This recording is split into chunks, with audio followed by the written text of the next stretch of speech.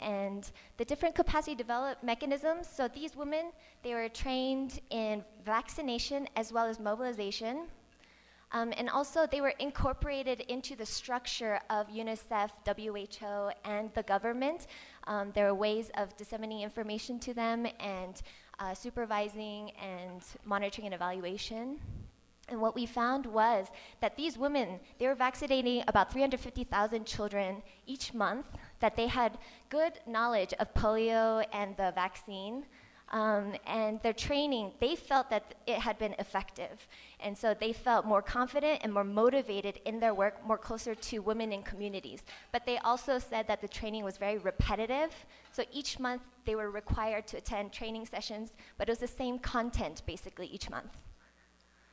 And this shows in the graph that over 70% of women that we interviewed thought that the Anganwadi workers were their primary source of information about polio.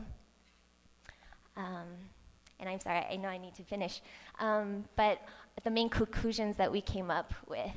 So in terms of the Anganwadi worker, polio had brought them closer to communities. It had brought them confidence and ownership. They had also received cross-cutting tools that they not only used in polio, but other parts, other activities they were involved in. At the level of communities, there were decreased levels of people who refused the vaccine, and also the awareness of polio had increased. And also in the government, there was now a system in place through which not only polio could be implemented, but other public health programs and nutrition, etc.